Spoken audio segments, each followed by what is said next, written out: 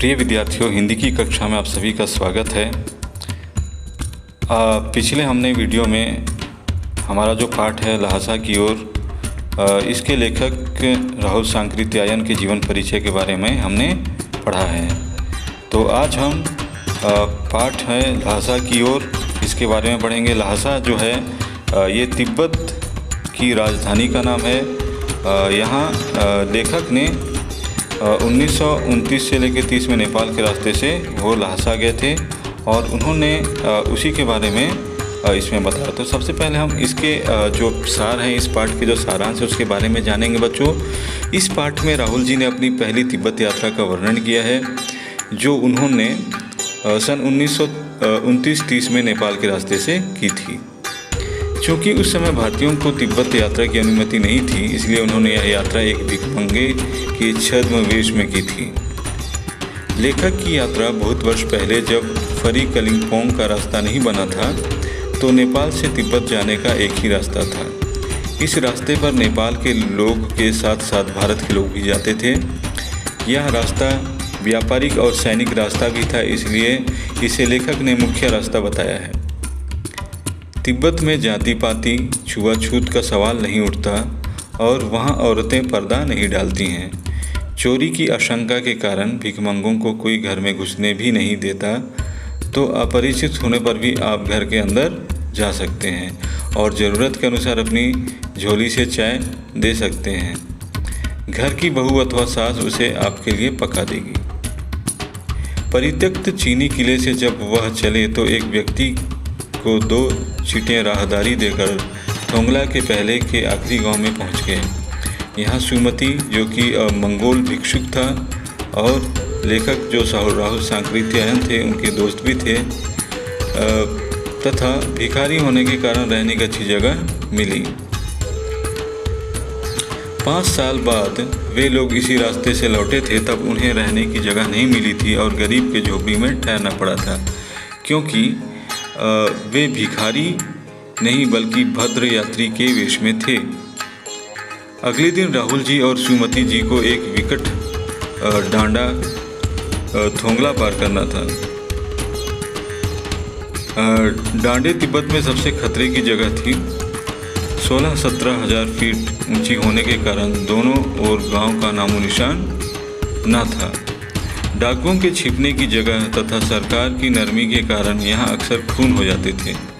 चूँकि वे लोग भिखारी के वेश में थे, इसलिए हत्या की परवाह उन्हें नहीं थी, परंतु ऊंचाई का डर बना हुआ था। दूसरे दिन उन्होंने डांडे की चढ़ाई घोड़े से की, जिसमें उन्हें दक्षिण पूर्व की ओर बिना बर्फ और हरियाली के नंगे पहाड़ दिखे तथा उत्तर की ओर पहाड़ों पे कुछ बर्फ दिखी। उतरते समय लेखक का घोड़ा थोड़ा पीछे चलने लगा और वे बाएं की ओर 1.5 मील आगे चल दिए। बाद में पूछकर पता चला लंकोर का रास्ता दाहिने की तरफ तथा, जिससे लेखक को देर हो गई तथा सुमति नाराज हो गए, परंतु जल्द ही गुस्सा ठंडा हो गया और वे लंकोर में एक अच्छी जगह पर ठहरे। वे अब तिंगरी के मैदान में थे, जो कि पहाड़ों से घिरा टापू था। सामने की एक छोटी सी पहाड़ी दिखाई पड़ती थी जिसका नाम तिंगरी समाधिगिरी था। आसपास के गांवों में सुमति के बहुत परिचित थे। वे उनसे जाकर मिलना चाहते थे, परंतु लेखक ने उन्हें मना कर दिया और लहासा पहुंचकर पैसे देने का वादा किया। सुमति मान गए और उन्होंने आगे बढ़ना शुरू किया। उन्होंने सुबह चलना शुरू नहीं किया था, इसलिए उन्हें कड़ी धूप में आगे बढ़ना पड़ रहा था। वे पीठ पे अपनी चीज़ें लादे और हाथ में डंडा लिए चल रहे थे। सुमति एक और यजमान से मिलना चाहते थे, इसलिए उन्होंने बहाना बनाकर शेखर विहार की ओर चलने को कहा।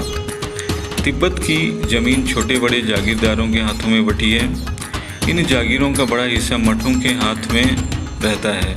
अपनी अपनी जागीर में हर जागीरदार कुछ खेती खुद भी करता है, जिससे कि मजदूर उन्हें बेगार में मिल जाते हैं। लेखक शेखर की खेती के मुखिया भिक्षु नमसे से मिले। वहाँ एक अच्छा मंदिर था जिसमें बुद्ध वचन की हस्तलिखित 103 पोथियाँ रखी थी, जिसे लेखक पढ़ने में लग गए। इसी दौरान सुमति ने आसपास अपने यजमानों से मिलकर आने के लिए लेखक से पूछा, जिसे लेखक ने मान लिया। दोपहर तक सुमति वापस आ गए। चूँकि तिंगरी वहाँ से दूर ज़्यादा दूर नहीं था, इसलिए उन्होंने अपना सामान पीठ पर उठाया और नमसे से विदा लेकर चल दिए। तो बच्चों, ये इस पाठ का सारांश है। तो ल्हासा जो कि तिब्बत की राजधानी है, तो यहाँ राहुल सांकृत्यायन ने यात्रा की थी और इसी यात्रा में उन्हें किन किन कठिनाइयों का सामना करना पड़ा और उन्हें इस यात्रा में क्या क्या करना पड़ा, कौन से वेश धारण करने पड़े और क्यों करने पड़े, इसके बारे में हम अब इस पाठ में पढ़ेंगे। तो हम पाठ शुरू करते हैं बच्चों।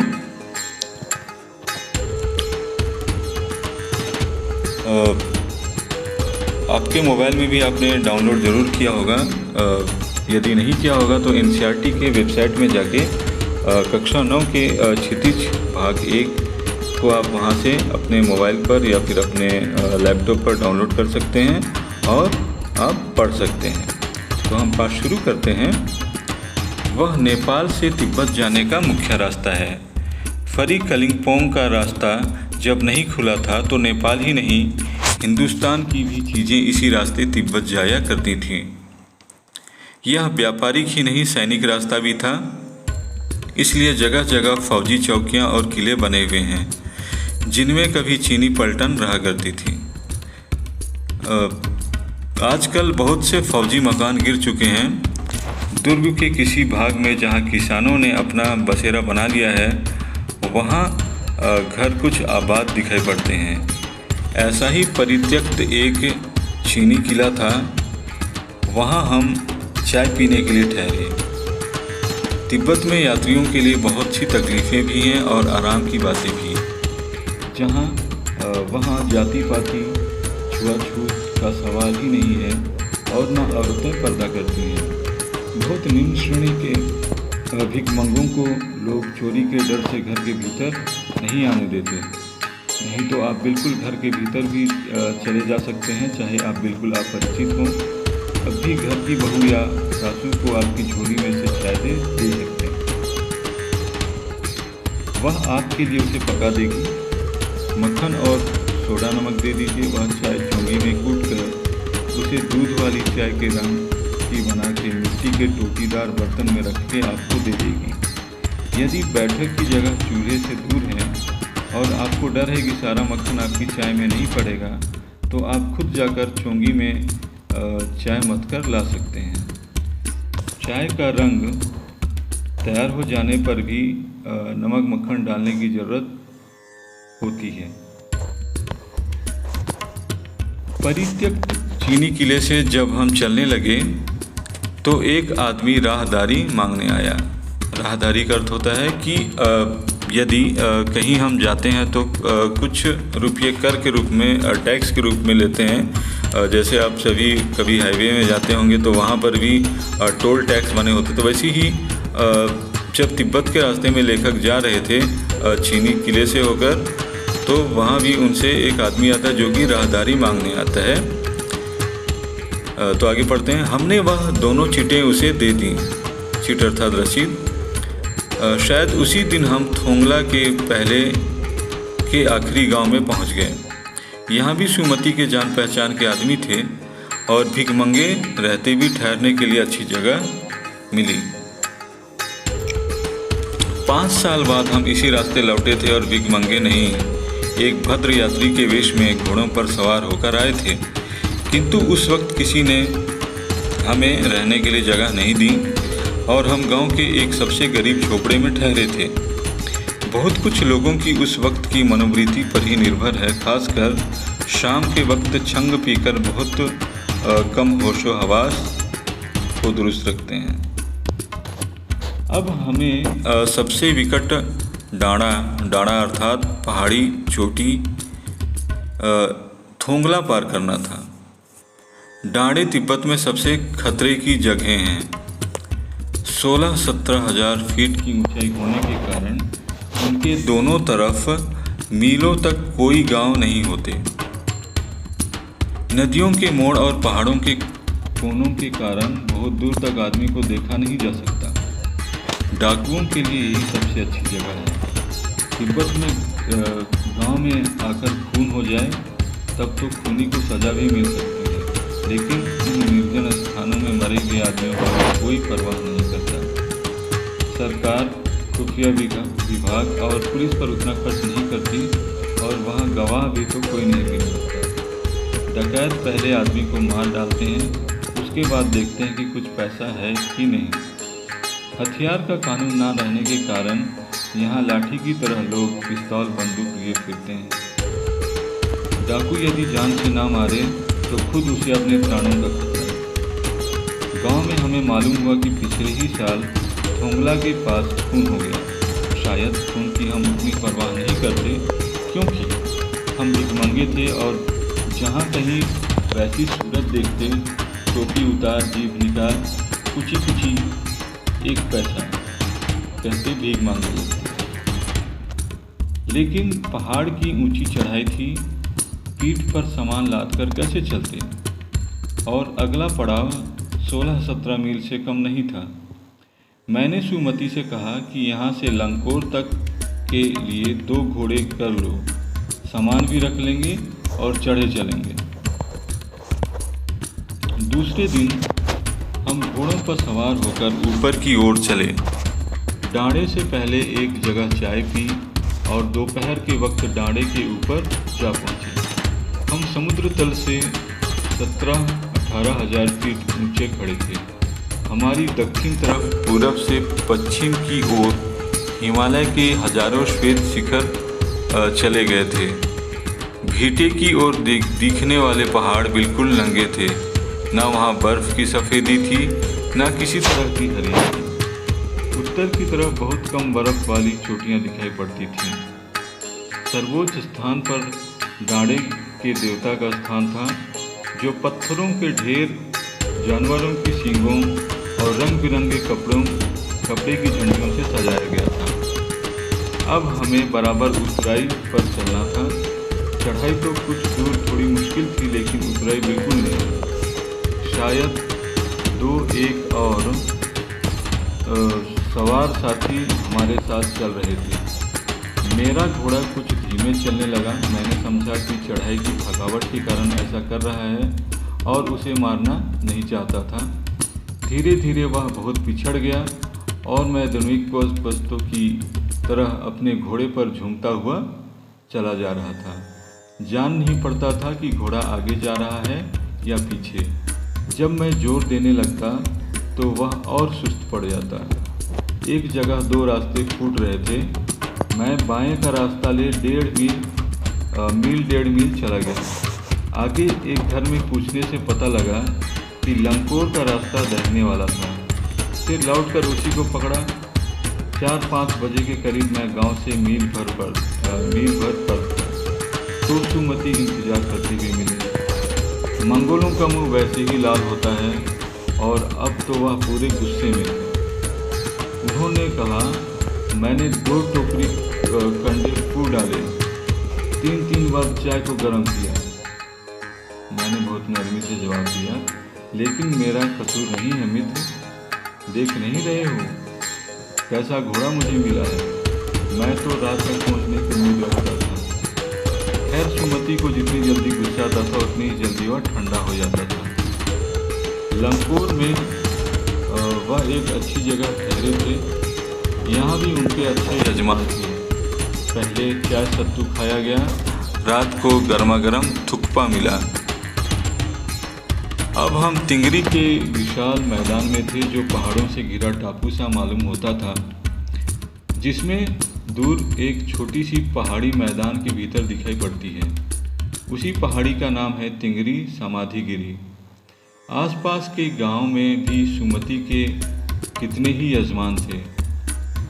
कपड़े की पतली पतली चीरी बत्तियों के गंडे ख़त्म नहीं हो सकते थे, क्योंकि बोध गया से लाए कपड़े के ख़त्म हो जाने पर किसी कपड़े से बोध गया का गंडा बना लेते थे। वह अपने यजमानों के पास जाना चाहते थे। मैंने सोचा, यह तो हफ्ता भर उधर ही लगा देंगे। मैंने उनसे कहा कि जिस गांव में ठहरना हो उसमें भले ही गंडे बांट दो, मगर आसपास के गांव में मत जाओ। इसके लिए मैं तुम्हें लहासा पहुंचकर रुपये दे दूँगा। सुमति ने स्वीकार किया। दूसरे दिन हम भरिया ढूंढने की कोशिश की हमने भरिया ढूंढने की कोशिश की, लेकिन कोई ना मिला। सवेरे ही चल दिए होते तो अच्छा था, लेकिन अब 10-11 बजे की तेज़ धूप में चलना पड़ रहा था। तिब्बत की धूप भी बहुत कड़ी मालूम होती है। यद्यपि थोड़े से भी मोटे कपड़े से सिर को ढांक लें तो गर्मी ख़त्म हो जाती है। आप 2 बजे सूरज की ओर मुँह करके चल रहे हैं, लालाट धूप से जल रहा है और पीछे का कंधा बर्फ़ हो रहा है। फिर हमने पीठ पर अपनी अपनी चीज़ें लादी, डंडा हाथ में लिया और चल पड़े। यद्यपि सुमति के परिचित तिंगरी में भी थे, लेकिन वह एक और यजमान से मिलना चाहते थे। इसलिए आदमी मिलने का बहाना कर शेखर विहार की ओर चलने के लिए कहा। तिब्बत की ज़मीन बहुत अधिक छोटे बड़े जागीरदारों में बटी है। इन जागीरों का बहुत ज़्यादा हिस्सा मठों या विहारों के हाथों में है। अपनी अपनी जागीर में हर एक जागीरदार कुछ खेती खुद भी कराता है, जिसके लिए मजदूर बेगार में मिल जाते हैं। खेती का इंतजाम देखने के लिए वहाँ कोई भिक्षु भेजा जाता है, जो जागीर के आदमियों के लिए राजा से कम नहीं होता। शेखर की खेती के मुखिया भिक्षु नमसे बड़े भद्र पुरुष थे। वह बहुत प्रेम से मिले। हालांकि उस वक्त मेरा वेश ऐसा नहीं था कि उन्हें कुछ भी ख्याल करना चाहिए था। यहाँ एक अच्छा मंदिर था जिसमें कंजूर या बुद्ध वचन के अनुवाद की हस्तलिखित 103 पोथियाँ रखी हुई थी। मेरा आसन भी वहीं लगा। वह बड़े मोटे कागज पर अच्छे अक्षरों में लिखी हुई थी। एक एक पोथी 15-15 शेर से कम नहीं रही होंगी। सुमति ने फिर आसपास अपने यजमानों के पास जाने के बारे में पूछा। मैं अब पुस्तकों के भीतर था, इसलिए मैंने उन्हें जाने के लिए कह दिया। दूसरे दिन वह गए। मैंने समझा था 2-3 दिन लगेंगे, लेकिन वह उसी दिन दोपहर बाद चले आए। तिंगरी गांव वहाँ से बहुत दूर नहीं था। हमने अपना अपना सामान पीठ पर उठाया और भिक्षु नमसे से विदाई लेकर चल पड़े। तो बच्चों, ये पाठ है और इस पाठ में कुछ जो कठिन शब्द हैं उनके अर्थ हैं। जैसे व्यापारिक का अर्थ है व्यापार से संबंधित। चौकिया अर्थात सुरक्षा के लिए बनाए गए ठिकाने। पलटन अर्थात सेना।